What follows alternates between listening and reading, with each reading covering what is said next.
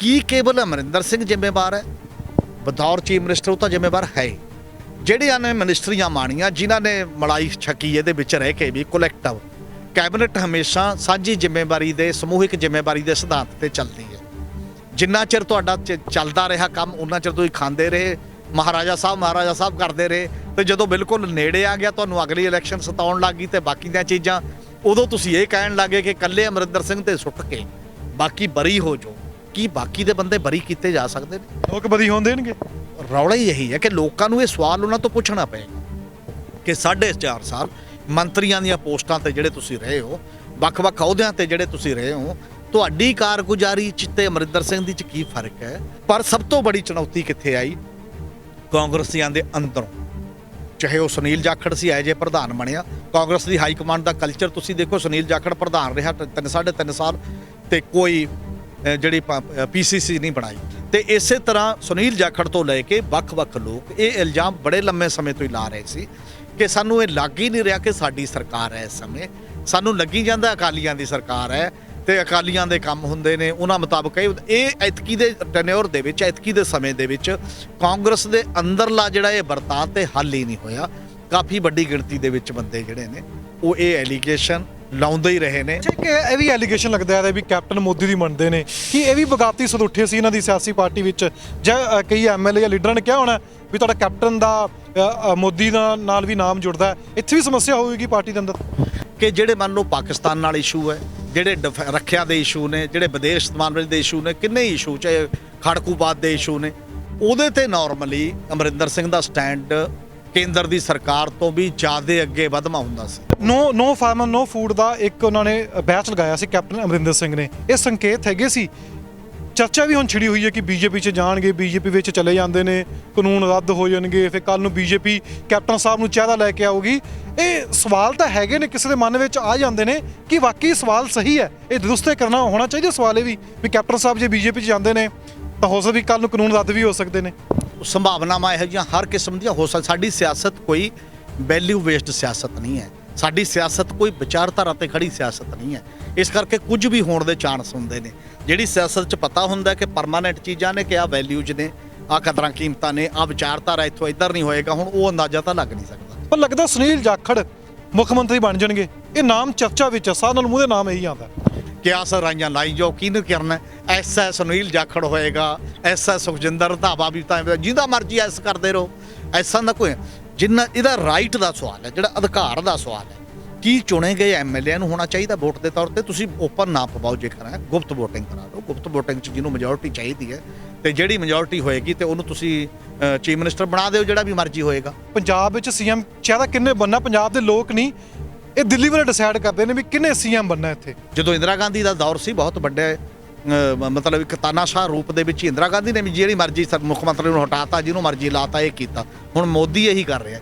ਕਾਂਗਰਸ ਵਾਲੀ ਗਲਤੀ BJP ਵੀ ਕਰ ਰਹੀ ਹੈ। ਤੁਸੀਂ ਦੇਖਣਾ 10-20 ਸਾਲ ਦੇ 15-20 ਸਾਲ ਦੇ ਵਿੱਚ ਜਿਹੜੀ ਵੱਡੀ ਤੋਂ ਵੱਡੀ ਪਾਰਟੀ ਹੈ, ਔਰ ਕੋਈ ਵੀ ਰੀਜਨਲ ਇਹ ਦੇਸ਼ ਬਨਸਬੰਨਾ ਹੈ। ਇੰਨੀ ਬਨਸਬੰਨਤਾ ਦੇ ਵਿੱਚ ਉੱਥੇ ਦੀਆਂ ਲੋਕਾਂ ਦੀਆਂ ਭਾਵਨਾਵਾਂ ਨੂੰ ਦਰਕਨਾਰ ਕਰਕੇ ਤੁਸੀਂ ਉੱਪਰੋਂ ਬੰਦੇ ਭੇਜਦੇ ਰਹੋਗੇ ਸੂਬੇਦਾਰ, ਇਹ ਬਹੁਤੀ ਦੇਰ ਨਹੀਂ ਚੱਲਦੇ। ਤਾਂ ਉਹਦਾ ਗਰੁੱਪ ਤਾਂ ਇਹ ਚਾਹੁੰਦਾ ਹੀ ਹੈ ਕਿ ਸਿੱਧੂ ਨਾ ਬਣੇ।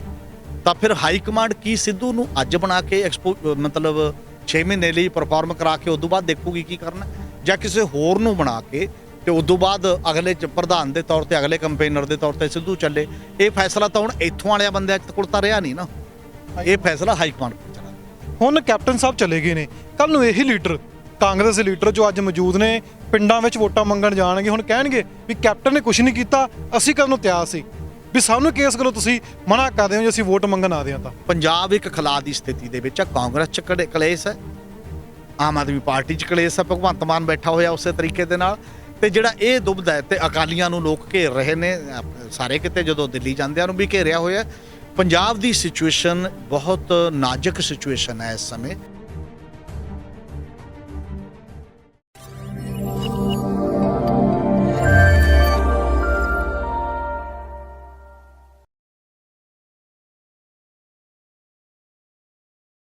ਸਤਿ ਸ਼੍ਰੀ ਅਕਾਲ ਦੋਸਤੋ, ਪੰਜਾਬ ਨਿਊਜ਼ ਤੇ ਤੁਹਾਡਾ ਸਭ ਦਾ ਸਵਾਗਤ ਹੈ। ਅੱਜ ਪੰਜਾਬ ਦੀ ਸਿਆਸਤ ਵਿੱਚ ਇੱਕ ਧਮਾਕਾ ਹੋਇਆ ਹੈ। ਕੈਪਟਨ ਅਮਰਿੰਦਰ ਸਿੰਘ ਨੇ ਅਸਤੀਫਾ ਦੇ ਦਿੱਤਾ ਹੈ। ਇਸ ਦੇ ਮਾਇਨੇ ਕੀ ਨੇ? ਕੈਪਟਨ ਅਮਰਿੰਦਰ ਸਿੰਘ ਨੂੰ ਕੀ ਬਾਬਰ ਕਿਹਾ ਜਾ ਰਿਹਾ ਸੀ? ਜੇ ਅਸਤੀਫਾ ਨਾ ਦਿੱਤਾ ਤੁਹਾਨੂੰ ਬਾਹਰ ਦਾ ਰਸਤਾ ਦਿਖਾ ਦਿੱਤਾ ਜਾਵੇਗਾ। ਔਰ ਦੂਸਰੇ ਪਾਸੇ ਵੀ ਚਰਚਾ ਛਿੜੀ ਹੋਈ ਸੀ, ਕੈਪਟਨ ਕਾਂਗਰਸ ਵਿੱਚ ਸਨ ਤਾਂ ਲਗਾਤਾਰ ਇੱਕ ਇਲਜ਼ਾਮ ਲੱਗਦਾ ਰਿਹਾ ਵੀ ਕੈਪਟਨ ਮੋਦੀ ਦੀ ਗੱਲ ਹਮੇਸ਼ਾ ਮੰਨਦੇ ਆਏ ਨੇ। ਕੈਪਟਨ ਤੇ ਮੋਦੀ ਇੱਕ ਨੇ ਇਹ ਵੀ ਇਲਜ਼ਾਮ ਲੱਗਦਾ ਆਇਆ ਸੀ ਕਿ ਵਾਕਈ ਹੁਣ ਕੈਪਟਨ ਮੁੱਖ ਮੰਤਰੀ ਨਹੀਂ ਰਹੇ, ਕਿ ਇਹ ਜੋ ਦਾਗ ਹੈ ਇਹ ਮਿਟ ਜੂਗਾ ਕਾਂਗਰਸ ਉੱਤੋਂ ਪੰਜਾਬ ਵਿੱਚ, ਇਹ ਵੀ ਦੇਖਾਂਗੇ। ਔਰ ਦੂਸਰੇ ਪਾਸੇ ਕੈਪਟਨ ਦੇ ਸਫ਼ਰ ਉੱਪਰ ਵੀ ਔਰ ਕੀ ਵਾਕਈ ਹੀ ਕੀ ਸੰਕੇਤ ਸੀ ਜੋ ਕੈਪਟਨ ਸਾਹਿਬ ਨੇ ਨੋ ਫਾਰਮਰ ਨੋ ਫੂਡ ਦਾ ਬੈਚ ਲਗਾਇਆ ਹੋਇਆ ਸੀ, ਇਹ ਕੀ ਸੰਕੇਤ ਦਿੱਤਾ ਉਹਨਾਂ ਨੇ ਅਸਤੀਫੇ ਤੋਂ ਪਹਿਲਾਂ, ਇਸ ਉੱਪਰ ਵੀ ਚਾਨਣਾ ਪਾਵਾਂਗੇ। ਸਾਡੇ ਨਾਲ ਮੌਜੂਦ ਨੇ ਸੀਨੀਅਰ ਪੱਤਰਕਾਰ ਹਮੀਰ ਸਿੰਘ, ਜੋ ਸੁਰਖੀਆਂ ਬਣਨਗੀਆਂ ਅਖਬਾਰਾਂ ਕੱਲ੍ਹ ਦੀਆਂ, ਉਸ ਤੋਂ ਪਹਿਲਾਂ ਹੀ ਤੁਹਾਨੂੰ ਕੁਝ ਅੰਕੜਿਆਂ ਨਾਲੋਂ ਰੂਬਰੂ ਕਰਵਾ ਦਿੰਦੇ ਹਾਂ। ਹਮੀਰ ਸਿੰਘ ਸਾਡੇ ਨਾਲ ਨੇ, ਚਰਚਾ ਇੱਥੇ ਕਰਾਂਗੇ। ਹੁਣ ਕਾਂਗਰਸ ਵਿੱਚ ਸਿਆਸੀ ਸਮੀਕਰਨ ਕੀ ਹੋਣਗੇ ਆਉਣ ਵਾਲੇ ਸਮੇਂ 'ਚ ਔਰ ਕਿਹੜਾ ਮੁੱਖ ਮੰਤਰੀ ਬਣੂਗਾ, ਪਰ ਹੱਲੇ ਵੀ ਸੂਤਰਾਂ ਤੋਂ ਹਵਾਲੇ ਤੇ ਖਬਰ ਆ ਰਹੀ ਹੈ ਕਿ ਇਸ ਨਾਮ ਦਾ ਕੋਈ ਮੁੱਖ ਮੰਤਰੀ ਬਣਨ ਜਾ ਰਿਹਾ ਕਾਂਗਰਸ ਵੱਲੋਂ ਪੰਜਾਬ ਦੇ ਵਿੱਚ। ਕਿੰਨੀ ਕੁ ਗੱਲ ਸਹੀ ਹੈ? ਹਮੀਰ ਸਿੰਘ ਸਾਡੇ ਨਾਲ ਹੈ। ਸਰ ਬਹੁਤ ਸਵਾਗਤ ਹੈ ਪੰਜਾਬ ਨਿਊਜ਼ ਤੇ। ਜੀ ਸ਼ੁਕਰੀਆ।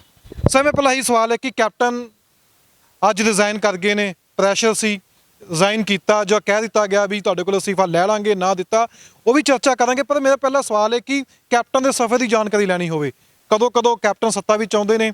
ਸ਼੍ਰੋਮਣੀ ਅਕਾਲੀ ਦਲ ਕਾਂਗਰਸ, ਸ਼੍ਰੋਮਣੀ ਅਕਾਲੀ ਦਲ ਦਾ ਦੌਰ ਚੱਲਦਾ ਰਿਹਾ, ਜਦੋਂ ਸਫ਼ਰ ਦੇ ਉੱਤੇ ਝਾਤ ਮਾਰੀਏ ਕਿਵੇਂ ਸਫ਼ਰ ਰਿਹਾ ਸੀ ਕੈਪਟਨ ਸਾਹਿਬ ਦਾ? ਅਸਲ 'ਚ ਕੈਪਟਨ ਅਮਰਿੰਦਰ ਸਿੰਘ ਦਾ ਪਰਿਵਾਰ ਹੀ ਸਿਆਸਤ 'ਚ ਸੀ ਤੇ ਸ਼ੁਰੂ ਤੋਂ ਲੈ ਕੇ ਫਿਰ ਉਸ ਲੈਵਲ ਤੇ ਪਹਿਲੀ ਉਹ ਚੋਣ ਲੜੇ 77 ਦੇ ਵਿੱਚ, ਜਿਹੜੀ ਪਾਰਲੀਮੈਂਟ ਦੀ ਚੋਣ 77 ਦੇ ਵਿੱਚ ਲੜੇ। ਉਦੋਂ ਟੌੜਾ ਸਾਹਿਬ ਤੋਂ ਹਾਰ ਗਏ ਸੀਗੇ, ਮਤਲਬ ਅਕਾਲੀ ਦਲ ਤੋਂ ਹਾਰ ਗਏ ਸੀ, ਕਾਂਗਰਸ ਵੱਲੋਂ ਲੜੇ। ਫਿਰ 80 'ਚ ਕੈਪਟਨ ਅਮਰਿੰਦਰ ਸਿੰਘ ਪਾਰਲੀਮੈਂਟ ਦੇ ਮੈਂਬਰ ਚੁਣੇ ਜਾਂਦੇ ਨੇ ਪਟਿਆਲਾ ਸੀਟ ਤੋਂ। ਇਨ ਦੀ ਮੇਨ ਟਾਈਮ 84 ਦਾ ਬਲੂ ਸਟਾਰ ਆਪਰੇਸ਼ਨ ਹੁੰਦਾ ਹੈ, ਜਿਹਦੇ 'ਚ ਉਸ ਰੋਸ ਵਜੋਂ ਕੈਪਟਨ ਅਮਰਿੰਦਰ ਸਿੰਘ ਨੇ ਐਮਪੀਸ਼ਿਪ ਛੱਡ ਦਿੱਤੀ ਸੀ, ਤਿਆਗ ਪੱਤਰ ਦਿੱਤਾ। ਹੋਰ ਵੀ ਬਹੁਤ ਸਾਰੇ ਅਫਸਰਾਂ ਨੇ ਤੇ ਬਾਕੀ ਲੋਕਾਂ ਨੇ, ਕਈਆਂ ਨੇ ਉਦੋਂ ਛੱਡੇ, ਕਈਆਂ ਨੇ ਅਵਾਰਡ ਮੋੜੇ, ਕਿਉਂਕਿ ਉਹ ਇਸ ਲੈਵਲ ਦਾ ਭਾਵਨਾਤਮਕ ਇੱਕ ਵੱਡਾ ਇਸ਼ੂ ਸੀ। ਉਦੋਂ ਬਾਅਦ ਉਹ ਅਕਾਲੀ ਦਲ ਨਾਲ ਰਹੇ ਕਿਸੇ ਨਾ ਕਿਸੇ ਰੂਪ 'ਚ, ਕਿਉਂਕਿ 85 ਦੇ ਵਿੱਚ ਸੰਤ ਲੌਂਗੋਵਾਲ ਤੇ ਪ੍ਰਧਾਨ ਮੰਤਰੀ ਦੇ ਸਮਝੌਤੇ ਤੋਂ ਬਾਅਦ ਜਿਹੜੀ ਨਵੀਂ ਸਰਕਾਰ 85 'ਚ ਬਣਦੀ ਹੈ ਸੁਰਜੀਤ ਸਿੰਘ ਬਰਨਾਲਾ ਦੀ, ਉਹਦੇ 'ਚ ਖੇਤੀਬਾੜੀ ਮੰਤਰੀ ਬਣਦੇ ਨੇ। ਪਰ ਖੇਤੀਬਾੜੀ ਮੰਤਰੀ ਹੁੰਦੇ ਹੋਏ ਅਕਾਲੀ ਦਲ ਦੇ ਅੰਦਰ ਹੀ ਇੱਕ ਫੁੱਟ ਪੈ ਜਾਂਦੀ ਹੈ, ਜਿਹਦੇ 'ਚ ਪ੍ਰਕਾਸ਼ ਸਿੰਘ ਬਾਦਲ, ਕੈਪਟਨ ਅਮਰਿੰਦਰ ਸਿੰਘ, ਜਥੇਦਾਰ ਟੌੜਾ, ਇਹ ਸਾਰੇ ਵੱਡੇ ਲੀਡਰ ਜਿਹੜੇ ਨੇ ਉਹ ਦਰਬਾਰ ਸਾਹਿਬ ਦੇ ਵਿੱਚ ਪੁਲਿਸ ਭੇਜਣ ਦੇ ਮਾਮਲੇ ਦੇ ਉੱਤੇ ਖਫਾ ਹੋ ਕੇ ਬਰਨਾਲਾ ਮਿਨਿਸਟਰੀ ਛੱਡ ਗਏ ਸੀ। ਤੇ ਉਦੋਂ ਵੀ ਕੈਪਟਨ ਰਿਜ਼ਾਈਨ ਕਰਨ ਵਾਲਿਆਂ ਦੇ ਵਿੱਚ ਸ਼ਾਮਲ ਸੀ ਤੇ ਉਹ ਅਸਤੀਫਾ ਦਿੱਤਾ। ਉਹਦੇ ਤੋਂ ਬਾਅਦ ਫਿਰ ਉਹ ਅਕਾਲੀ ਦਲ ਬਾਦਲ ਦਾ ਹਿੱਸਾ ਰਹੇ, ਉਦੋਂ ਬਾਅਦ ਜਿਹੜਾ ਚੱਲਦੇ ਰਹੇ। ਤੇ ਅਕਾਲੀ ਦਲ ਬਾਦਲ ਦੇ ਵਿੱਚ ਕਿਉਂਕਿ ਉਦੋਂ ਤੱਕ ਇਹ ਕੰਮ ਚੱਲਦਾ ਰਿਹਾ, ਪਰ ਜਦੋਂ 91 ਦੀਆਂ ਚੋਣਾਂ ਆਈਆਂ ਜਾਂ 92 ਦੀਆਂ ਚੋਣਾਂ ਆਈਆਂ, ਅਸੈਂਬਲੀ ਚੋਣਾਂ ਆ ਗਈਆਂ, ਤੇ ਉਹ ਅਸੈਂਬਲੀ ਚੋਣਾਂ ਇਹਨਾਂ ਨੇ ਅਕਾਲੀ ਦਲ ਪੰਥਕ ਦੇ ਨਾਂ ਤੇ ਲੜਾਈ, ਮਤਲਬ ਲੜਨਾ ਸ਼ੁਰੂ ਕਰਤਾ। ਮੇਨ ਅਕਾਲੀ ਦਲ ਨੇ ਬਾਈਕਾਟ ਕਰਤਾ ਉਹਨਾਂ ਚੋਣਾਂ ਦਾ, ਖਾੜਕੂਆਂ ਵੱਲੋਂ ਵੀ ਬਾਈਕਾਟ ਸੀ ਤੇ ਇਹਨਾਂ ਵੱਲੋਂ ਵੀ ਗਏ। ਤੇ ਇਹ 2 ਸੀਟਾਂ ਤੇ ਖੜੇ, ਇੱਕ ਸਮਾਣੇ ਤੋਂ ਤੇ ਇੱਕ ਖਰੜ ਤੋਂ। ਖਰੜ ਤੋਂ ਨਹੀਂ ਜਿੱਤੇ ਕਿਉਂਕਿ ਖਰੜ ਤੋਂ ਬਹੁਤ ਥੋੜੀਆਂ ਵੋਟਾਂ ਉਸ ਲੈਵਲ ਤੇ ਪਈਆਂ, ਤੇ ਉੱਥੋਂ ਅਨਅਪੋਜ਼ਡ ਜਿਨ੍ਹਾਂ ਦੇ ਵੀ ਵਿਰੋਧੀਆਂ ਦੇ ਕਾਗਜ਼ ਸੀ ਉਹ ਕਾਗਜ਼ ਰੱਦ ਹੋ ਗਏ। ਔਰ ਉਦੋਂ ਪ੍ਰਚਾਰ ਈਵਨ ਇੱਥੋਂ ਤੱਕ ਹੋਇਆ BBC ਤੱਕ ਦਾ ਵੀ ਕੈਪਟਨ ਅਗਲੇ ਮੁੱਖ ਮੰਤਰੀ ਹੋਣਗੇ। ਲੋਕਾਂ ਨੂੰ ਇਹ ਲੱਗਦਾ ਸੀ ਕਿ ਕੇਂਦਰ ਸਰਕਾਰ ਇੱਕ ਇਹਨਾਂ ਨੂੰ ਮੁੱਖ ਮੰਤਰੀ ਬਣਾ ਕੇ ਖੜਕੂਬਾਦ ਤੇ ਕੋਈ ਉਹ ਪਾਉਣਾ ਚਾਹੁੰਦੀ ਹੈ। ਪਰ ਹੋਇਆ ਇਹ ਕਿ ਕਾਂਗਰਸ ਬਹੁਤ ਵੱਡੇ ਪੱਧਰ ਤੇ ਸੀਟਾਂ ਲੈ ਗਈ, ਕਿਉਂਕਿ ਅਕਾਲੀ ਦਲ ਦਾ ਬਾਈਕਾਟ ਸੀ।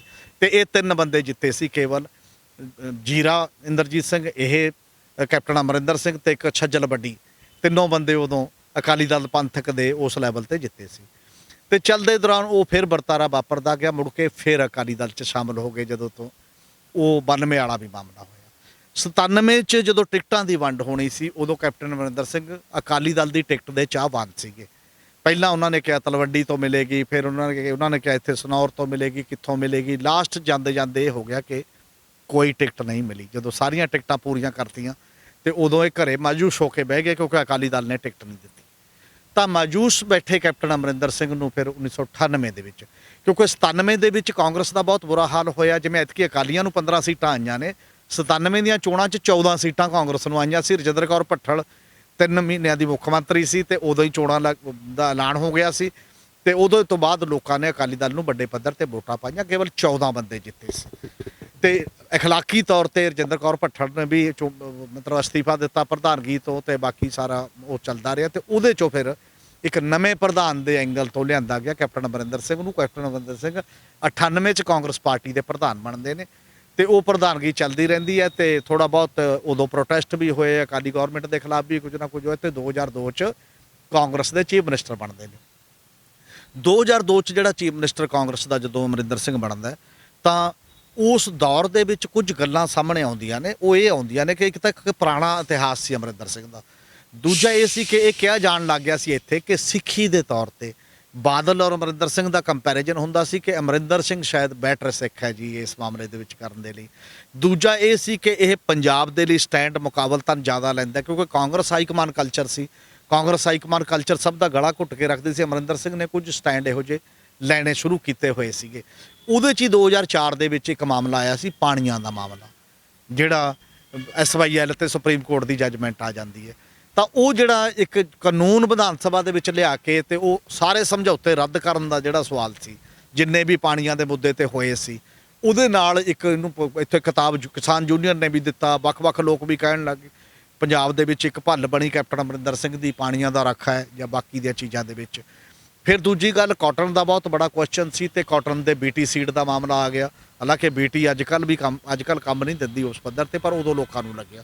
ਕੁਝ ਇਹੋ ਜਿਹੇ ਮਾਮਲੇ ਸੀ ਜਿਹਦੇ ਕਰਕੇ ਮੇਰੇ ਖਿਆਲ ਉਸ ਪਹਿਲੀ ਟੈਨਿਓਰ ਦੇ ਦੌਰਾਨ ਕੈਪਟਨ ਅਮਰਿੰਦਰ ਸਿੰਘ ਨੇ ਇੱਕ ਗਵਰਨੈਂਸ ਵੀ ਮੁਕਾਬਲਤਨ ਪਹਿਲੀਆਂ ਸਰਕਾਰਾਂ ਦੇ ਬਿਹਤਰ ਦਿੱਤੀ ਸੀ, ਜਿਹਦੇ ਕਰਕੇ ਇਹਦਾ ਕੱਦ ਪਹਿਲਾਂ ਓਡਾ ਵੱਡਾ ਲੀਡਰ ਨਹੀਂ ਸੀ ਤੇ ਉਹਨਾਂ ਗੱਲਾਂ ਦੇ ਨਾਲ ਕੱਦ ਅਮਰਿੰਦਰ ਸਿੰਘ ਦਾ ਵਧਿਆ ਦਿਖਾਈ ਦਿੱਤਾ। ਇੱਕ ਵੱਡੇ ਲੀਡਰ ਦੇ ਤੌਰ ਤੇ ਪ੍ਰਵਾਨ ਕੀਤਾ ਜਾਣ ਲੱਗਿਆ, ਚਾਹੇ ਉਹ ਫਸਲਾਂ ਚੱਕੀਆਂ ਗਈਆਂ ਹੋਣ, ਚਾਹੇ ਉਹ ਸਾਰੇ ਮਾਮਲੇ ਸੀ।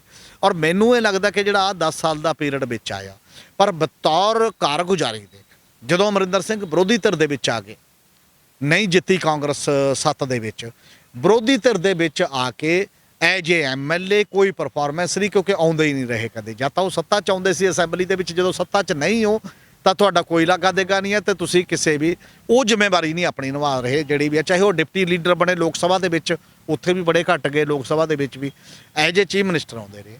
ਲੋਕਾਂ ਨੂੰ ਫਿਰ ਵੀ ਜਿਹੜੀ ਇਹ ਗੱਲ ਆਈ ਜਦੋਂ 17 ਦੀਆਂ ਚੋਣਾਂ ਆਉਂਦੀਆਂ ਨੇ, 2012 ਦੀਆਂ ਚੋਣਾਂ ਦੇ ਵਿੱਚ ਤਾਂ ਕਲੀਅਰ ਕੱਟ ਇਹ ਕਿਹਾ ਗਿਆ ਕਿ ਕਾਂਗਰਸ ਜਿੱਤਦੀ ਸੀ, ਉਹ ਅਮਰਿੰਦਰ ਸਿੰਘ ਦੇ ਆਪਣੇ ਲੇਖੇ ਜੋਖੇ ਕਰਕੇ ਸ਼ਾਇਦ ਨਹੀਂ ਜਿੱਤ ਪਾਈ ਕਿ ਅੱਧੇ ਬੰਦਿਆਂ ਨੂੰ ਆਪ ਹਰਾਇਆ, ਕੁਛ ਨੂੰ ਕੁਛ ਕੀਤਾ। ਇਨ ਫਾਈਟਿੰਗ ਦਾ ਜਿਹੜਾ ਸਵਾਲ ਸੀ ਸਭ ਦੇ ਸਾਹਮਣੇ ਸੀ। ਪਰ 2017 ਦੇ ਵਿੱਚ ਜਦੋਂ ਆਇਆ ਤੇ ਬਿਨਾਂ ਸ਼ੱਕ ਇਦੋਂ ਪਹਿਲਾਂ ਸਾਰਿਆਂ ਦੇ ਵਿੱਚ ਇੱਕ ਗੱਲ ਚੱਲ ਰਹੀ ਸੀ ਕਿ ਪਹਿਲਾਂ ਚੀਫ ਮਿਨਿਸਟਰ ਡਿਕਲੇਅਰ ਕਰੋ, ਜੇ ਨਹੀਂ ਕਰੋਗੇ ਤਾਂ ਨਾ ਸੀ। ਆਹੀ ਸਾਰੇ ਬੰਦੇ ਜਿਹੜੇ ਚੀਫ ਮਿਨਿਸਟਰ ਦੇ ਵਿਰੋਧੀ ਨੇ ਇਹਨਾਂ ਦੇ ਨਾਲ ਸੀ। ਇਹਨਾਂ ਨੇ ਦਬਾਅ ਬਣਾਇਆ ਹਾਈ ਕਮਾਂਡ ਤੇ, ਦਬਾਅ ਬਣਾ ਕੇ ਅਮਰਿੰਦਰ ਸਿੰਘ ਨੂੰ ਚੀਫ ਮਿਨਿਸਟਰ ਦੇ ਕੈਂਡੀਡੇਟ ਦੇ ਤੌਰ ਤੇ ਐਲਾਨ ਕਰਵਾਇਆ। ਤੇ ਜਿਹੜਾ ਰਾਹੁਲ ਗਾਂਧੀ ਦੀ ਵੀ ਇੱਛਾ ਨਹੀਂ ਸੀ, ਬਾਕੀ ਦੀ ਇੱਛਾ ਨਹੀਂ ਸੀ। ਸ਼ਾਇਦ ਹਾਈ ਕਮਾਂਡ ਨਾਲ ਉਦੋਂ ਤੋਂ ਥੋੜਾ ਜਿਹਾ ਅਣਬਣ ਵੀ ਇੱਕ ਲੈਵਲ ਤੇ 17 ਦੀਆਂ ਚੋਣਾਂ ਤੇ 2017 ਦੀਆਂ ਵਿਧਾਨ ਸਭਾ ਚੋਣਾਂ ਦੇ ਵਿੱਚ ਇਸੇ ਕਰਕੇ। ਔਰ ਇਹ ਕਿਹਾ ਜਾ ਰਿਹਾ ਸੀ, ਆ ਸਾਰੇ ਜਿਹੜੇ ਕਾਂਗਰਸੀ ਵੀ ਇਹ ਕਹਿ ਰਹੇ ਸੀ ਵੀ ਜੇ ਅਮਰਿੰਦਰ ਸਿੰਘ ਦੀ ਗਵਾਹੀ ਆ ਤਾਂ ਜਿੱਤਾਂਗੇ, ਨਹੀਂ ਆ ਤਾਂ ਨਹੀਂ ਜਿੱਤਾਂਗੇ। ਮਤਲਬ ਕਾਂਗਰਸ ਦੇ ਵਿੱਚ ਇਹ ਇੱਕ ਮੁਹਾਵਰਾ ਚੱਲਿਆ ਸੀ ਬੜਾ। ਇਸੇ ਕਰਕੇ ਉਹ ਜਿਹੜਾ 2017 ਦੀਆਂ ਚੋਣਾਂ ਦਾ ਕ੍ਰੈਡਿਟ ਹੈ ਉਹ ਅਮਰਿੰਦਰ ਸਿੰਘ ਨੂੰ ਦਿੱਤਾ ਜਾ ਰਿਹਾ ਸੀ। ਇਸੇ ਕਰਕੇ ਉਹ ਪ੍ਰਸ਼ਾਂਤ ਕਿਸ਼ੋਰ ਦੀ ਜਿਹੜੀ ਸਭ ਉਹ ਹੈ ਕਾਫੀ ਵਿਦ ਕੈਪਟਨ, ਫਲਾਨੇ ਕੈਪਟਨ ਦੇ 9 ਅਸੂਲ, ਬਾਕੀ ਦੇ ਤਰੀਕੇ, ਐਡਾ ਵੱਡਾ ਮੈਨੀਫੈਸਟੋ ਬਣਾਤਾ, ਕਰਜ਼ਾ ਮਾਫੀ ਹੋਏਗੀ 100%, ਗੁਟਕਾ ਸਾਹਿਬ ਤੇ ਸਹੁੰ ਰੱਖ ਕੇ ਬੇਅਦਬੀ ਦਾ ਅਸੀਂ ਆਹ ਕਰਾਂਗੇ, ਨਸ਼ਾ ਅਸੀਂ 4 ਹਫ਼ਤਿਆਂ 'ਚ ਖਤਮ ਕਰ ਦਿਆਂਗੇ, ਉਸ ਘਰ ਘਰ ਰੁਜ਼ਗਾਰ ਦੇਾਂਗੇ। ਇਹ ਵੱਡੇ ਵੱਡੇ ਵਾਅਦੇ ਵੀ ਕੀਤੇ, ਨਾਲ ਕੱਲਾ ਵੈਸੇ ਨਹੀਂ, ਕਿਉਂਕਿ ਐਡੇ ਵੱਡੇ ਵਾਅਦੇ ਵੀ ਕੀਤੇ, ਉਹਦੇ 'ਚੋਂ ਆਏ। ਤੇ ਹੁਣ ਜਿਹੜੀ ਇਹ 4.5 ਸਾਲ ਦੀ ਕਾਰਗੁਜ਼ਾਰੀ ਹੈ, ਪਰਫਾਰਮੈਂਸ ਹੈ, ਇਹ 'ਚ ਗਵਰਨੈਂਸ ਦੇ ਫੀਲਡ 'ਚ, ਵਾਅਦੇ ਪੂਰੇ ਕਰਨ ਦੇ ਫੀਲਡ 'ਚ, ਲੋਕਾਂ ਨਾਲ ਕੰਟੈਕਟ ਦੇ ਫੀਲਡ ਦੇ ਵਿੱਚ ਕੋਈ ਲੋਕਾਂ ਨੂੰ ਰਾਹਤ ਨਹੀਂ ਨਜ਼ਰ ਆਈ ਬਹੁਤ ਵੱਡੀ ਉਸ ਪੱਧਰ ਦੇ ਉੱਤੇ। ਜਿਹੜੀ ਬਗਾਵਤ ਹੋਈ ਹੈ, ਬਗਾਵਤ ਦੇ ਪਿੱਛੇ ਇਹ ਨਾ ਅਹਿਲੀਅਤ ਵੀ ਹੈ, ਲਾਪਰਵਾਹੀ ਵੀ ਹੈ, ਕਾਰਗੁਜ਼ਾਰੀ ਨਾ ਦਿਖਾਉਣਾ ਵੀ ਹੈ। ਇਹ ਤਾਂ ਇੱਕ ਥੋੜ੍ਹਾ ਜਿਹਾ 2 ਸਾਲ ਤਾਂ ਲੰਘੇ। ਜੇਕਰ ਕਿਸਾਨ ਅੰਦੋਲਨ ਨਾ ਚੱਲਦਾ ਤਾਂ ਪੰਜਾਬ ਦੇ ਜਥੇਬੰਦੀਆਂ ਦਾ ਜਿਹੜਾ ਅੰਦੋਲਨ ਸੀ ਉਹ ਪੰਜਾਬ ਸਰਕਾਰ ਦੇ ਵਾਅਦਿਆਂ ਦੇ ਖਿਲਾਫ ਹੋਣ ਨਾਲ ਸੀ, ਜਿਹੜੇ ਵਾਅਦੇ ਨਹੀਂ ਪੂਰੇ ਕੀਤੇ ਗਏ। ਕੋਵਿਡ ਨੇ ਲੰਘਾਤਾ ਸਾਲ 1.5 ਸਾਲ, ਫਿਰ ਹੁਣ 1 ਸਾਲ ਇੱਧਰ ਕਿਸਾਨੀ ਅੰਦੋਲਨ ਨੇ ਲੰਘਾਤਾ। ਇਸ ਲਈ ਸੌਖਾ ਚੱਲ ਰਿਹਾ ਸੀ ਕੰਮ, ਕਿਉਂਕਿ ਕੋਈ ਚੁਣੌਤੀ ਨਹੀਂ ਆਈ। ਪਰ ਸਭ ਤੋਂ ਬੜੀ ਚੁਣੌਤੀ ਕਿੱਥੇ ਆਈ? ਕਾਂਗਰਸੀਆਂ ਦੇ ਅੰਦਰੋਂ। ਚਾਹੇ ਉਹ ਸੁਨੀਲ ਜਾਖੜ ਸੀ, ਐਜ ਏ ਪ੍ਰਧਾਨ ਬਣਿਆ। ਕਾਂਗਰਸ ਦੀ ਹਾਈ ਕਮਾਂਡ ਦਾ ਕਲਚਰ ਤੁਸੀਂ ਦੇਖੋ, ਸੁਨੀਲ ਜਾਖੜ ਪ੍ਰਧਾਨ ਰਿਹਾ 3.5 ਸਾਲ ਤੇ ਕੋਈ ਜਿਹੜੀ PCC ਨਹੀਂ ਬਣਾਈ, ਜਿਹੜੀ ਪ੍ਰਦੇਸ਼ ਕਾਂਗਰਸ ਕਮੇਟੀ ਦਾ ਗਠਨ ਨਹੀਂ ਬਣਾਇਆ, ਜ਼ਿਲ੍ਹਾ ਕਮੇਟੀਆਂ ਨਹੀਂ ਹੋਈਆਂ, ਪਾਰਟੀ ਸਟਰਕਚਰ ਤੋੜਿਆ ਜਾ ਚੁੱਕਿਆ ਸੀ ਟੋਟਲੀ। ਔਰ ਜਦੋਂ ਸੁਨੀਲ ਜਾਖੜ ਨੂੰ ਲਾਇਆ ਤਾਂ ਉਹ ਵੀ ਕਿਸ ਢੰਗ ਨਾਲ ਮਤਲਬ ਪੂਰਾ ਅੰਦਰੋਂ ਜ਼ਖਮੀ ਹੋਇਆ ਦਿਖਾਈ ਦੇ ਰਿਹਾ ਸੀ ਕਿ ਮੈਨੂੰ ਤਾਂ ਪੁੱਛਿਆ ਨਹੀਂ, ਮੇਰੇ ਨਾਲ ਬੇਇੱਜ਼ਤੀ ਕੀਤੀ, ਜਿਹੜਾ ਸਾਰਾ ਉਸ ਲੈਵਲ ਤੇ ਹੋਇਆ। ਤੇ ਇਸੇ ਤਰ੍ਹਾਂ ਸੁਨੀਲ ਜਾਖੜ ਤੋਂ ਲੈ ਕੇ ਵੱਖ-ਵੱਖ ਲੋਕ ਇਹ ਇਲਜ਼ਾਮ ਬੜੇ ਲੰਮੇ ਸਮੇਂ ਤੋਂ ਹੀ ਲਾ ਰਹੇ ਸੀ ਕਿ ਸਾਨੂੰ ਇਹ ਲੱਗ ਹੀ ਨਹੀਂ ਰਿਹਾ ਕਿ ਸਾਡੀ ਸਰਕਾਰ ਹੈ ਇਸ ਸਮੇਂ, ਸਾਨੂੰ ਲੱਗੀ ਜਾਂਦਾ ਅਕਾਲੀਆਂ ਦੀ ਸਰਕਾਰ ਹੈ, ਤੇ ਅਕਾਲੀਆਂ ਦੇ ਕੰਮ ਹੁੰਦੇ ਨੇ ਉਹਨਾਂ ਮੁਤਾਬਕ ਇਹ ਐਤਕੀ ਦੇ ਟੈਨਿਓਰ ਦੇ ਵਿੱਚ, ਐਤਕੀ ਦੇ ਸਮੇਂ ਦੇ ਵਿੱਚ ਕਾਂਗਰਸ ਦੇ ਅੰਦਰਲਾ ਜਿਹੜਾ ਇਹ ਵਰਤਾਂ ਤੇ ਹੱਲ ਹੀ ਨਹੀਂ ਹੋਇਆ। ਕਾਫੀ ਵੱਡੀ ਗਿਣਤੀ ਦੇ ਵਿੱਚ ਬੰਦੇ ਜਿਹੜੇ ਨੇ ਉਹ ਇਹ ਐਲੀਗੇਸ਼ਨ ਲਾਉਂਦੇ ਹੀ ਰਹੇ ਨੇ। ਅੱਛਾ, ਕਿ ਇਹ ਵੀ ਐਲੀਗੇਸ਼ਨ ਲੱਗਦਾ ਹੈ ਵੀ ਕੈਪਟਨ ਮੋਦੀ ਦੀ ਮੰਨਦੇ ਨੇ ਕਿ ਇਹ ਵੀ ਬਗਾਵਤੀ ਸਦੁੱਠੇ ਸੀ ਇਹਨਾਂ ਦੀ ਸਿਆਸੀ ਪਾਰਟੀ ਵਿੱਚ, ਜਾਂ ਕਈ ਐਮਐਲਏ ਜਾਂ ਲੀਡਰਾਂ ਨੇ ਕਿਹਾ ਹੋਣਾ ਵੀ ਤੁਹਾਡਾ ਕੈਪਟਨ ਦਾ ਮੋਦੀ ਨਾਲ ਵੀ ਨਾਮ ਜੁੜਦਾ, ਇੱਥੇ ਵੀ ਸਮੱਸਿਆ ਹੋਵੇਗੀ ਪਾਰਟੀ ਦੇ ਅੰਦਰ। ਹਾਂ, ਜਿਹੜੇ ਪੰਜਾਬ ਵਾਲੇ ਬੰਦੇ ਸੀ ਇਹ ਤਾਂ ਇਹੀ ਕਹਿੰਦੇ ਰਹੇ ਅਕਾਲੀਆਂ ਨਾਲ ਮਿਲੇ ਹੋਏ ਨੇ, ਮੋਦੀ ਨਾਲ ਮਿਲੇ ਹੋਏ ਨੇ ਪਾਲਿਸੀ ਲੈਵਲ ਦੇ ਡਿਸੀਜਨ ਦੇ। ਇਹ ਗੱਲ ਓਵਰਆਲ ਚਰਚਾ ਦਾ ਵਿਸ਼ਾ ਰਹੀ ਹੈ, ਪਰ ਪਾਰਟੀ ਦੇ ਅੰਦਰੋਂ ਬਹੁਤਾ ਨਹੀਂ ਆਈ ਇਹ ਗੱਲ।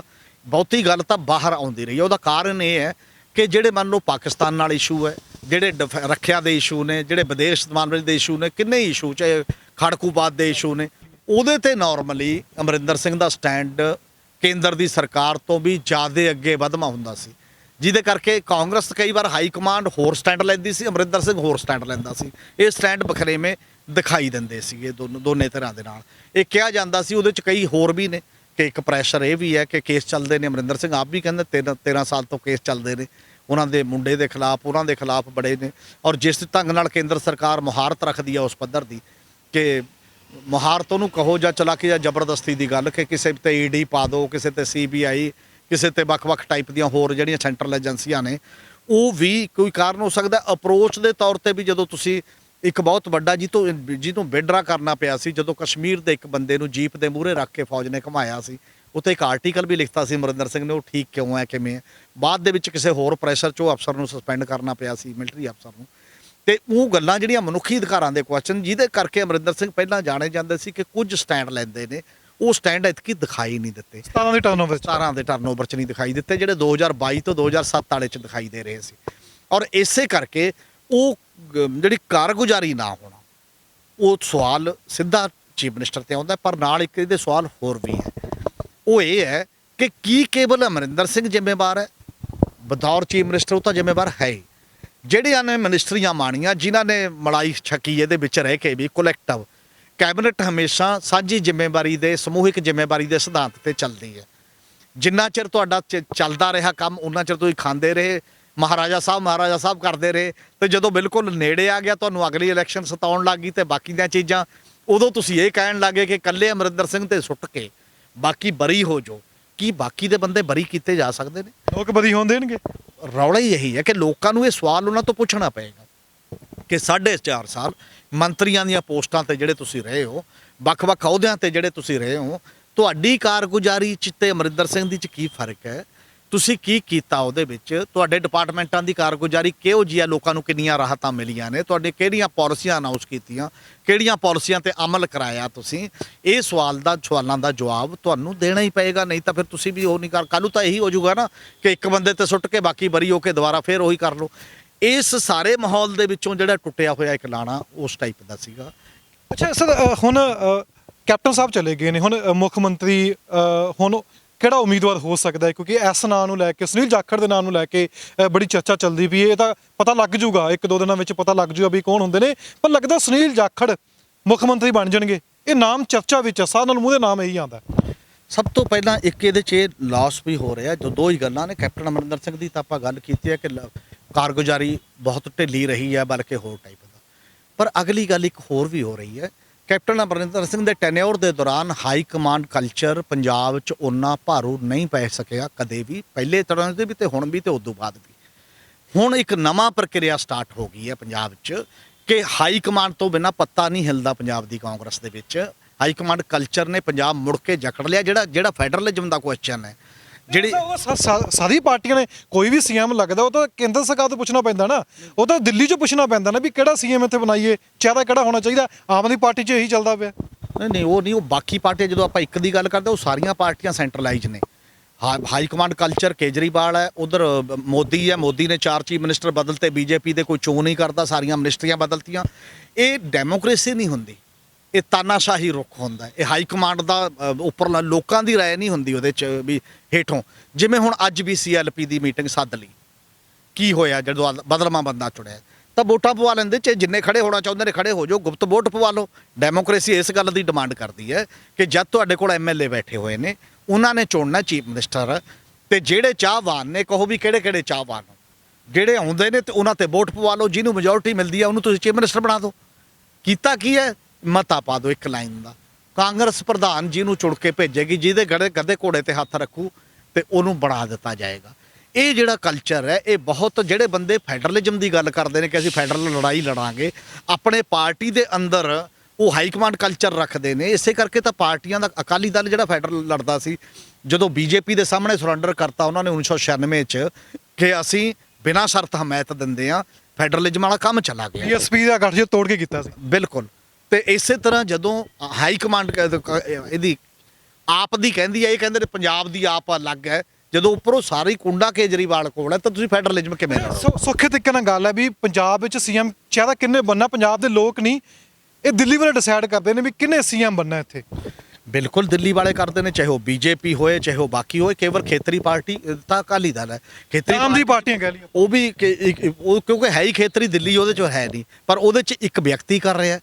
ਉਹਦੇ 'ਚ ਵੀ ਸਵਾਲ ਇਹ ਹੈ, ਤੁਹਾਡੇ ਸਾਹਮਣੇ ਸਿਕੰਦਰ ਸਿੰਘ ਮਲੂਕਾ ਨੇ ਕਿਹਾ ਸੀ ਜਦੋਂ ਉਹਦੇ ਮੁੰਡੇ ਨੂੰ ਟਿਕਟ ਨਹੀਂ ਮਿਲੀ ਜਾਂ ਉਹਨਾਂ ਨੂੰ ਨਹੀਂ ਮਿਲੀ, ਤੇ ਉਦੋਂ ਉਹਨੇ ਕਿਹਾ ਕਿ ਵੱਡੇ ਬਾਦਲ ਤੇ ਸੁਖਬੀਰ ਬਾਦਲ ਦਾ ਕੰਮ ਕਰਨ ਦਾ ਮਿਜਾਜ ਅਲੱਗ-ਅਲੱਗ ਹੈ। ਇਹਨੇ ਤਾਂ ਕੋਰ ਕਮੇਟੀ ਤੇ ਬਾਕੀ 'ਚ ਵੀ ਨਹੀਂ ਪੁੱਛਿਆ ਕਿਸੇ ਨੂੰ ਵੀ ਕਿ ਕਿਹਨੂੰ ਟਿਕਟ ਦੇਣੀ ਹੈ, ਆਪਣੇ ਆਪ ਅਨਾਉਂਸ ਕਰ ਰਿਹਾ। ਇਹ ਜਿਹੜਾ ਇੱਕ ਰੁਝਾਨ ਹੈ ਸਿੰਗਲ ਵਿਅਕਤੀ ਦਾ, ਸਿੰਗਲ ਪਰਿਵਾਰ ਦਾ, ਇਹ ਨਾ ਦੇਸ਼ ਦੇ ਹਿੱਤ 'ਚ ਹੈ ਨਾ ਮਤਲਬ ਪੰਜਾਬ ਦੇ। ਪਰ ਹੁਣ ਕੌਣ ਬਣੇਗਾ ਇਹਦਾ ਮਤਲਬ ਤੁਸੀਂ ਤਾਂ ਮਤਾ ਪਾ ਕੇ ਭੇਜਤਾ ਕਿ ਆਹ ਸਰਾਈਆਂ ਲਾਈ ਜਾਓ, ਕਿਹਨੂੰ ਕਰਨਾ? ਐਸ ਸੁਨੀਲ ਜਾਖੜ ਹੋਏਗਾ, ਐਸ ਸੁਖਜਿੰਦਰ ਰੰਧਾਵਾ ਵੀ ਤਾਂ ਜਿਹਦਾ ਮਰਜ਼ੀ ਐਸ ਕਰਦੇ ਰਹੋ। ਐਸਾ ਦਾ ਕੋਈ ਜਿੰਨਾ ਇਹਦਾ ਰਾਈਟ ਦਾ ਸਵਾਲ ਹੈ, ਜਿਹੜਾ ਅਧਿਕਾਰ ਦਾ ਸਵਾਲ ਹੈ। ਕੀ ਚੁਣੇ ਗਏ ਐਮਐਲਏ ਨੂੰ ਹੋਣਾ ਚਾਹੀਦਾ ਵੋਟ ਦੇ ਤੌਰ ਤੇ? ਤੁਸੀਂ ਓਪਨ ਨਾ ਪਵਾਓ, ਜੇਕਰ ਹੈ ਗੁਪਤ ਵੋਟਿੰਗ ਕਰਾ ਲਓ। ਗੁਪਤ ਵੋਟਿੰਗ 'ਚ ਜਿਹਨੂੰ ਮੈਜੋਰਟੀ ਚਾਹੀਦੀ ਹੈ ਤੇ ਜਿਹੜੀ ਮੈਜੋਰਟੀ ਹੋਏਗੀ ਤੇ ਉਹਨੂੰ ਤੁਸੀਂ ਚੀਫ ਮਿਨਿਸਟਰ ਬਣਾ ਦਿਓ, ਜਿਹੜਾ ਵੀ ਮਰਜ਼ੀ ਹੋਏਗਾ। ਕੀ ਹੋਇਆ ਹੋਣਾ ਵੀ ਕੁਰਸੀ ਜੇ ਚਲੀ ਗਈ ਕੈਪਟਨ ਸਾਹਿਬ ਦੀ ਅੱਜ, ਉਹਦੇ ਪਿੱਛੇ ਕਾਰਨ ਕੀ ਹੈ? ਕਿ ਆਪਸੀ ਕਲੇਸ਼ ਸੀ ਤਾਂ ਕੁਰਸੀ ਗਈ ਹੈ, ਕਿ ਆਪਸੀ ਐਮਐਲਏ ਮੰਤਰੀ ਸਵਾਲ ਕਰਦੇ ਸੀ ਵੀ ਸਰਕਾਰ ਤਾਂ ਕਾਲੀਆਂ ਦੀ ਚੱਲਦੀ ਹੈ, ਕਾਂਗਰਸ ਜਿੱਤੀ ਹੋਈ ਹੈ ਪਰ ਚਲਦੀ ਤਾਂ ਕਾਲੀਆਂ ਦੀ ਪਈ ਹੈ। ਇਹ ਵਜ੍ਹਾ ਦੀ ਇਹ ਜਾਣਦੀ ਕਿ ਨਰਿੰਦਰ ਮੋਦੀ ਦੇ ਹਰ ਇੱਕ ਹਾਂ ਦੇ ਵਿੱਚ ਹਾਂ ਮਿਲਾਣਾ, ਇਹ ਸਵਾਲ ਹੋਏ ਨੇ ਤਾਂ ਗਏ ਨੇ ਕੈਪਟਨ ਸਾਹਿਬ। ਮੈਨੂੰ ਲੱਗਦਾ ਇਹਦੇ ਬਹੁਤ ਕਾਰਨ ਹੁੰਦੇ ਨੇ, ਕੋਈ ਇੱਕ ਕਾਰਨ ਨਹੀਂ ਕਿਹਾ ਜਾ ਸਕਦਾ। ਉਹਦੇ ਕਾਰਨ ਨੇ ਪੰਜਾਬ ਦੇ ਵਿੱਚ ਤਾਂ ਨਰਿੰਦਰ ਮੋਦੀ ਤੇ ਵਿਦਨ ਇਹ ਹੋ ਗਿਆ, ਰਾਜਸਥਾਨ ਦੇ ਵਿੱਚ ਵੀ ਕਾਂਗਰਸ 'ਚ ਇਹੀ ਕਲੇਸ਼ ਹੈ, ਛੱਤੀਸਗੜ੍ਹ ਦੇ ਵਿੱਚ ਵੀ ਇਹੀ ਕਲੇਸ਼ ਹੈ, ਤੇ ਮੱਧ ਪ੍ਰਦੇਸ਼ ਟੁੱਟੇ ਗਿਆ, ਇੱਕ ਗਰੁੱਪ ਟੁੱਟ ਕੇ ਕਾਂਗਰਸ ਦਾ ਬੀਜੇਪੀ ਨਾਲ ਚਲਾ ਗਿਆ, ਉਹਦੀ ਉਹ ਹੋ ਗਈ। ਕਾਂਗਰਸ ਦੀ ਜਿਹੜੀ ਹਾਈ ਕਮਾਂਡ ਦਾ ਨਜ਼ਰੀਆ ਹੈ ਜਾਂ ਕਿਸ ਤਰੀਕੇ ਨਾਲ ਪਾਰਟੀ ਰਨ ਕਰਨੀ ਹੈ, ਕਾਂਗਰਸ ਦੇ 23 ਵੱਡੇ ਆਗੂ, ਜਿਸ 'ਚ 4 ਸਾਬਕਾ ਮੁੱਖ ਮੰਤਰੀ ਨੇ, ਜਿਹਦੇ 'ਚ ਕਾਂਗਰਸ ਦੀ ਵਰਕਿੰਗ ਕਮੇਟੀ ਦੇ ਮੈਂਬਰ ਨੇ, ਵੱਡੇ ਵੱਡੇ ਬੰਦੇ ਨੇ, ਉਹ ਚਿੱਠੀ ਕਾਂਗਰਸ ਪ੍ਰਧਾਨ ਨੂੰ ਦਿੰਦੇ ਨੇ। ਇੰਨਾ ਲੰਮਾ ਸਮਾਂ ਹੋ ਗਿਆ, ਪਹਿਲਾਂ ਕਰੋਨਾ ਕਰਕੇ ਨਹੀਂ ਤੁਸੀਂ ਉਹਦੇ ਤੇ ਫੈਸਲਾ ਕੀਤਾ।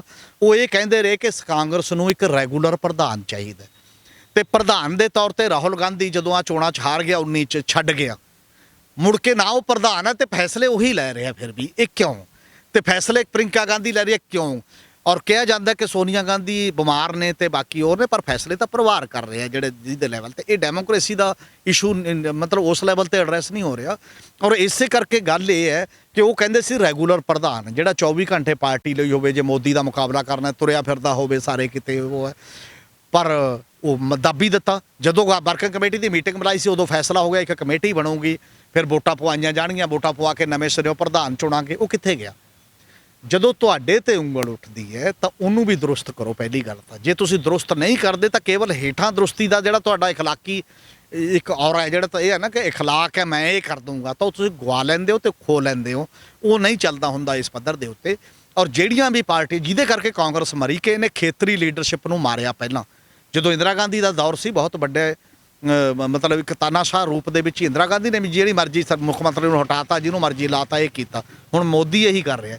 ਕਾਂਗਰਸ ਵਾਲੀ ਗਲਤੀ ਬੀਜੇਪੀ ਵੀ ਕਰ ਰਹੀ ਹੈ। ਤੁਸੀਂ ਦੇਖਣਾ 10-20 ਸਾਲ ਦੇ 15-20 ਸਾਲ ਦੇ ਵਿੱਚ ਜਿਹੜੀ ਵੱਡੀ ਤੋਂ ਵੱਡੀ ਪਾਰਟੀ ਹੈ, ਔਰ ਕੋਈ ਵੀ ਰੀਜਨਲ ਇਹ ਦੇਸ਼ ਬਨਸਬੰਨਾ ਹੈ, ਇੰਨੀ ਬਨਸਬੰਨਤਾ ਦੇ ਵਿੱਚ ਉੱਥੇ ਦੀਆਂ ਲੋਕਾਂ ਦੀਆਂ ਭਾਵਨਾਵਾਂ ਨੂੰ ਦਰਕਨਾਰ ਕਰਕੇ ਤੁਸੀਂ ਉੱਪਰੋਂ ਬੰਦੇ ਭੇਜਦੇ ਰਹੋਗੇ ਸੂਬੇਦਾਰ, ਇਹ ਬਹੁਤੀ ਦੇਰ ਨਹੀਂ ਚੱਲਦੇ।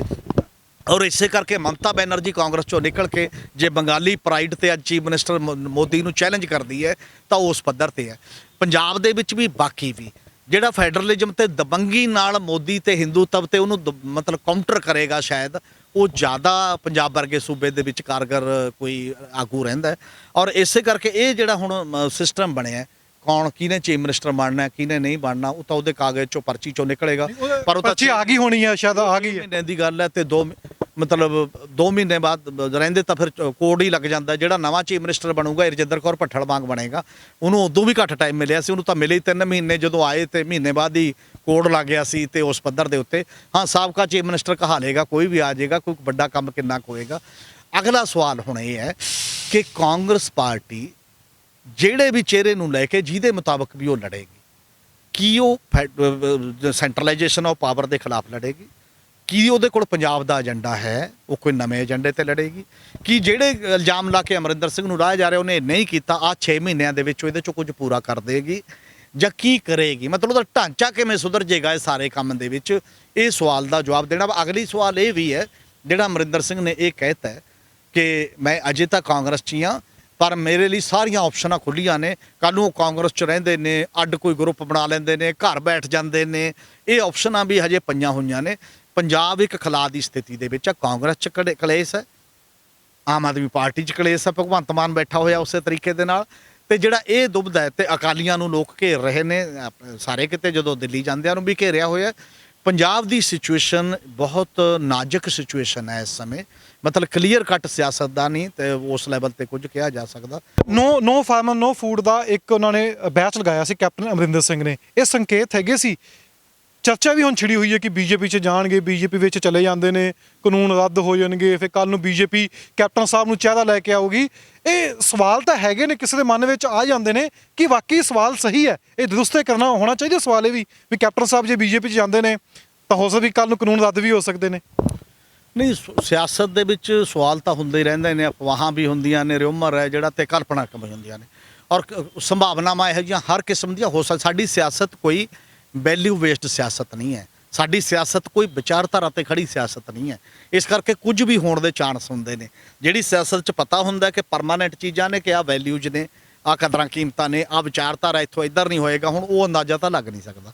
ਦੂਜੀ ਗੱਲ ਇਹ ਜ਼ਰੂਰ ਹੈ ਕਿ ਅਮਰਿੰਦਰ ਸਿੰਘ ਇਸ ਗੱਲ ਦਾ ਸਿਹਰਾ ਬਾਰ-ਬਾਰ ਲੈ ਰਹੇ ਨੇ ਕਿ ਮੈਂ ਪੰਜਾਬ ਤੋਂ ਅੰਦੋਲਨ ਸ਼ੁਰੂ ਹੋਇਆ, ਦੇਖੋ ਅੰਦੋਲਨ ਦੇ ਖਿਲਾਫ ਮੈਂ ਕੁਝ ਨਹੀਂ ਕੀਤਾ, ਮੈਂ ਵਿਧਾਨ ਸਭਾ ਸਭ ਤੋਂ ਪਹਿਲਾਂ ਮਤਾ ਪਵਾਇਆ, ਮੈਂ ਫਲਾਨਾ ਕੀਤਾ, ਜੋ ਵੀ ਚੀਜ਼ਾਂ ਸਾਡੇ ਸਾਹਮਣੇ ਨੇ, ਤੇ ਮੈਂ ਗੰਨੇ ਦਾ 360 ਦੇਤਾ, ਬਾਕੀਆਂ ਨੇ ਆਹ ਦੇਤਾ, ਇਹ ਚੀਜ਼ਾਂ ਤਾਂ ਪਲੱਸ ਪੁਆਇੰਟ ਦੇ ਤੌਰ ਤੇ ਕੋਈ ਵੀ ਉਭਾਰਦਾ ਹੀ ਹੈ।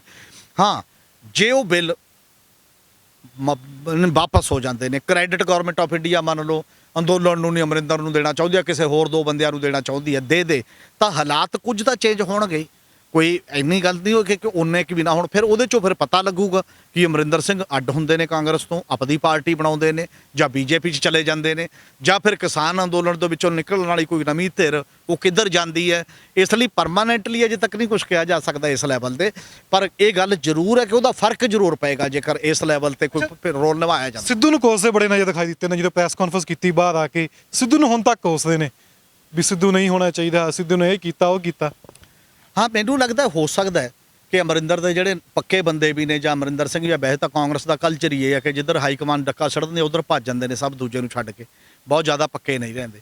ਪਰ ਜੇ ਰਣਨੀਤੀ ਦਾ ਵੀ ਹਿੱਸਾ ਹੋਵੇ, ਇਹਨਾਂ ਨੇ ਮਿਲ ਕੇ ਵੀ ਬਣਾਈ ਹੋਵੇ, ਜਿਹੜੇ 10 ਵੀ ਅਮਰਿੰਦਰ ਨਾਲ ਨੇ, ਕੋਈ ਜਿਹੜੇ ਵੀ ਬੰਦੇ ਹੋਣਗੇ, ਤਾਂ ਫਿਲਹਾਲ ਚੀਫ ਮਿਨਿਸਟਰ ਕਿਹੜਾ ਬਣੇ ਉਹ ਆਪਣੀ ਰਾਏ ਵੀ ਤਾਂ ਰੱਖਣਗੇ ਦੂਜਿਆਂ ਦੇ ਮੁਕਾਬਲੇ ਕਿਸੇ ਨਾ ਕਿਸੇ ਰੂਪ ਦੇ ਵਿੱਚ। ਤੇ ਮੈਨੂੰ ਲੱਗਦਾ ਕਿ ਅਮਰਿੰਦਰ ਦਾ ਸਿੱਧੂ ਨਾਲ ਥੋੜਾ ਟਕਸ ਜ਼ਿਆਦਾ, ਜਿਹੜਾ ਅੱਜ ਉਹਨੇ ਜਿਸ ਤਰੀਕੇ ਨਾਲ ਬੋਲਿਆ ਕਿ ਉਹ ਕੰਪੀਟੈਂਟ ਨਹੀਂ ਹੈ, ਇੱਕ ਡਿਪਾਰਟਮੈਂਟ ਨਹੀਂ ਉਹ ਤੋਂ ਚੱਲਿਆ ਤੇ ਪੰਜਾਬ ਕਿਵੇਂ ਦੇ ਦਿੱਤਾ ਜਾਵੇ, ਹੋਰ ਚੀਜ਼ਾਂ ਜਿਹੜੀਆਂ ਨੇ, ਤਾਂ ਉਹਦਾ ਗਰੁੱਪ ਤਾਂ ਇਹ ਚਾਹੁੰਦਾ ਹੀ ਹੈ ਕਿ ਸਿੱਧੂ ਨਾ ਬਣੇ। ਤਾਂ ਫਿਰ ਹਾਈ ਕਮਾਂਡ ਕੀ ਸਿੱਧੂ ਨੂੰ ਅੱਜ ਬਣਾ ਕੇ ਮਤਲਬ 6 ਮਹੀਨੇ ਲਈ ਪਰਫਾਰਮ ਕਰਾ ਕੇ ਉਦੋਂ ਬਾਅਦ ਦੇਖੂਗੀ ਕੀ ਕਰਨਾ, ਜਾਂ ਕਿਸੇ ਹੋਰ ਨੂੰ ਬਣਾ ਕੇ ਤੇ ਉਦੋਂ ਬਾਅਦ ਅਗਲੇ ਪ੍ਰਧਾਨ ਦੇ ਤੌਰ ਤੇ, ਅਗਲੇ ਕੰਪੇਨਰ ਦੇ ਤੌਰ ਤੇ ਸਿੱਧੂ ਚੱਲੇ।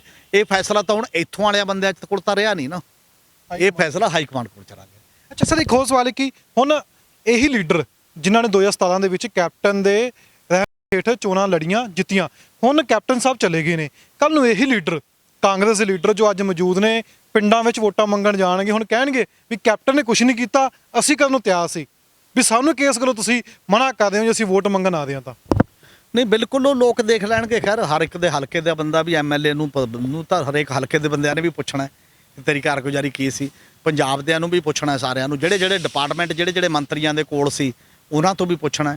ਤੇ ਸਾਰੇ ਲੋਕ ਇਹ ਤਾਂ ਪੁੱਛਣਗੇ ਕਿ 4.5 ਸਾਲ ਬਾਅਦ ਕਿਉਂ ਜਾਗ ਆਈ ਭਾਈ ਸਾਹਿਬ, ਜਦੋਂ ਜਦੋਂ ਗਲਤ ਹੋ ਰਿਹਾ ਸੀ ਉਦੋਂ ਤੁਸੀਂ ਕੀ ਕੀਤਾ, ਕਿੰਨੇ ਡਿਸੈਂਟਿੰਗ ਨੋਟ ਦਿੱਤੇ, ਕਿੰਨੀਆਂ ਗੱਲਾਂ ਕੀਤੀਆਂ, ਤੁਸੀਂ ਉਹੀ ਮੰਨਦੇ ਰਹੇ ਹੋ ਜਿਹੜੀਆਂ ਗੱਲਾਂ ਤੁਹਾਡੇ ਸਾਹਮਣੇ ਸੀ ਉਹਨਾਂ ਹੀ ਅਫਸਰਾਂ ਨੂੰ ਕਬੂਲ ਕਰਦੇ ਰਹੇ ਹੋ ਜਿਨ੍ਹਾਂ ਨੂੰ ਤੁਸੀਂ ਕਹਿੰਦੇ ਸੀ ਇਹ ਸਾਡੇ ਨਹੀਂ ਹੈ।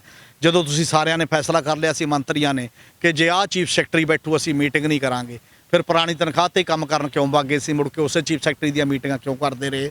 ਉਹ ਸਾਰੇ ਸਵਾਲ ਤੁਹਾਡੇ ਸਭ 'ਤੇ ਆਉਣਗੇ। ਦੇਖੋ ਇਖਲਾਕ ਇਸ ਗੱਲ ਦੀ ਮੰਗ ਕਰਦਾ ਹੁੰਦਾ, ਇਖਲਾਕ ਅਖਲੂਕ ਹੈ ਤਾਂ ਨਹੀਂ ਹੈ, ਪਰ ਮੰਗ ਇਸ ਗੱਲ ਦੀ ਕਰਦਾ ਜੇਕਰ ਹੋਵੇ ਕਿ ਤੁਹਾਡੇ ਨੰਬਰ ਵੀ ਸਾਂਝੇ ਤੌਰ 'ਤੇ ਬਣਦੇ ਨੇ ਤੇ ਤੁਹਾਡੀ ਜੇਕਰ ਤੁਹਾਡੇ ਖਿਲਾਫ ਕੋਈ ਗੱਲ ਜਾਂਦੀ ਹੈ ਉਹਦੀ ਜ਼ਿੰਮੇਵਾਰੀ ਵੀ ਸਾਂਝੇ ਤੌਰ 'ਤੇ ਲੈਣੀ ਹੁੰਦੀ ਹੈ। ਹਾਂ, ਜੇ ਕਿਸੇ ਨੇ ਉਹਦੇ ਅੰਦਰ ਰਹਿ ਕੇ ਵੀ ਫਾਈਲਾਂ ਭਰੀਆਂ ਪਈਆਂ ਹੋਣ ਡਿਸੈਂਟਿੰਗ ਨੋਟਾਂ ਨਾਲ, ਫਿਰ ਉਹ ਜ਼ਰੂਰ ਦੱਸ ਸਕਦਾ, ਆਰਟੀਆਈ 'ਚ ਲੈ ਕੇ ਆਵੇ ਜਾਂ ਉਹਦੀਆਂ ਫੋਟੋ ਕਾਪੀਆਂ ਹੋਣ ਕਿ ਮੈਂ ਤਾਂ ਬਾਰ-ਬਾਰ ਆ ਚੀਜ਼ਾਂ ਕਹਿੰਦਾ ਰਿਹਾ, ਦੇਖੋ ਲਿਖ ਕੇ ਕਹਿੰਦਾ ਰਿਹਾ, ਮੇਰੀ ਇਹ ਗੱਲ ਸੀ ਤੇ ਪਰ ਇਹਨਾਂ ਨੇ ਨਹੀਂ ਮੰਨੀ ਤੇ ਮੈਂ ਕੀ ਕਰ ਸਕਦਾ ਸੀ ਪਾਰਟੀ ਦੇ ਵਿੱਚ, ਹੁਣ ਮੈਂ ਕਰਨ ਲਈ ਤਿਆਰ ਹਾਂ। ਇਹੋ ਜਿਹਾ ਕੋਈ ਬੰਦਾ ਸਾਹਮਣੇ ਆਏਗਾ ਤਾਂ ਪਤਾ ਲੱਗ ਜਾਊਗਾ। ਅੱਛਾ ਸਰ, ਹੁਣ ਕੀ ਲੱਗਦਾ ਸੁਨੀਲ ਜਾਖੜ ਕਿ ਸੁਖਜਿੰਦਰ ਸਿੰਘ ਰੰਧਾਵਾ, ਕੀ ਲੱਗਦਾ ਕੱਲ ਦੀਆਂ ਹੈਡਲਾਈਨ ਕੀ ਹੋਣਗੀਆਂ?